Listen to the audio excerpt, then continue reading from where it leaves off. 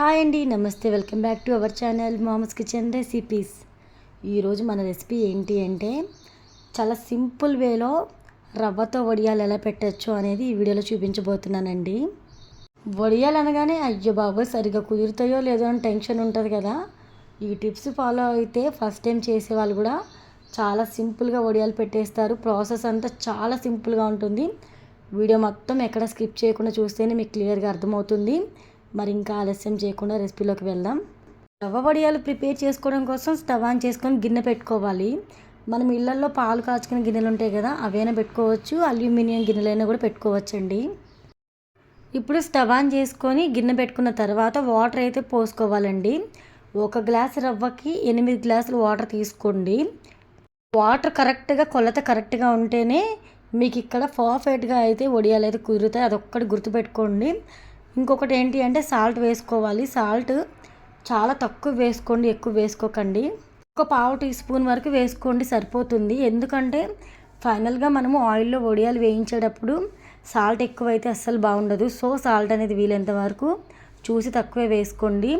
Next ఇందులోకి 1/2 tea spoon వరకు జీలకర్ర వేసుకొని ఇక్కడ మనము చక్కగా ఎసరైతే బాగా కాగనివ్వాలి. ఈ విధంగా బాగా మరగనివ్వాలి.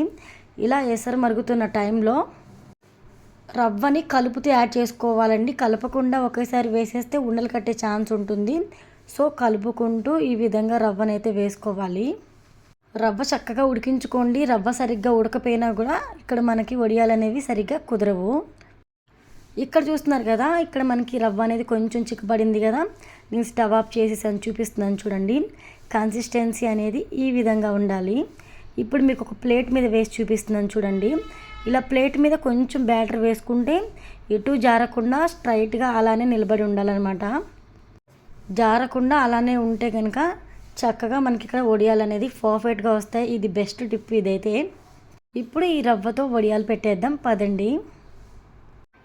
కాటన్ చీర కానీ కాటన్ లుంగీ క్లాత్ కానీ తీసుకోవాలండి. అది కూడా మనము వాటర్లో తడిపి పిండుకొని తీసుకోవాలి. తడి మీద ఉన్నప్పుడే వడియాలు అయితే వేసుకోవాలి. వడియాలు మరీ పలసగా వేసుకోవద్దు, అలా అని మరీ తిక్కుగా వేసుకోవద్దు. ఇక్కడ నేను చూపిస్తున్నాను చూడండి, ఈ విధంగా వేసుకోండి. పైన కావాలనుకుంటే లైట్గా స్ప్రెడ్ చేయండి, అసలు అవసరం కూడా లేదు. మీరు కావాలనుకుంటేనే స్ప్రెడ్ చేయండి. బాగా తిక్కుగా ఉందేమో డౌట్ వస్తేనే స్ప్రెడ్ చేయండి. ఇప్పుడు నేను ఇక్కడ లుంగీ క్లాత్ మీద వడియాలు అయితే వేసేసాను. మీరు కాటన్ చీర మీద వేసుకుంటే కనుక చీరను 2 వరుసలుగా వేసుకోండి. క్లాత్ మాత్రం తడి మీదే ఉండాలి. తడి మీద ఉంటేనే వడియాలు అనేవి మనకి ఫైనల్గా చక్కగా ఊడొస్తాయి అన్నమాట. నేను ఈ వడియాలు మార్నింగ్ 9కి అలా వేసాను.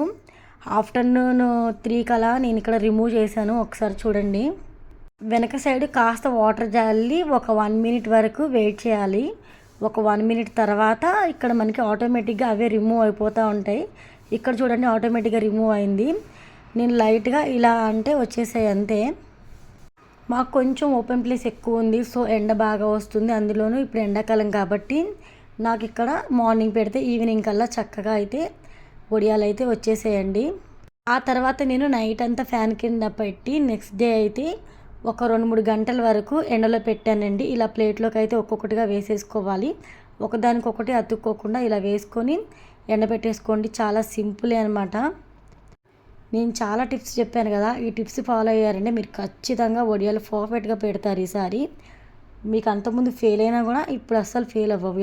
ఎండ ఎక్కువ లేకపోతే 1 లేదా 2 రోజుల వరకు ఎండనివ్వండి. ఆ తర్వాత ఒక 4-5 గంటల వరకు ఎండితే సరిపోతుంది, అంతేనండి. ఇక్కడ నేను ఆయిల్లో ఇక్కడ వేపి చూపిస్తున్నాను చూడండి. వడియాలు చక్కగా వేగిపోయాయి, చాలా క్రిస్పీగా ఉన్నాయి. పప్పుచారులోకైనా పచ్చి పులుసులోకైనా అద్దరిపోతే మీరు కూడా ట్రై చేయండి. వీడియోకి లైక్ ఇవ్వడం అస్సలు మర్చిపోకండి.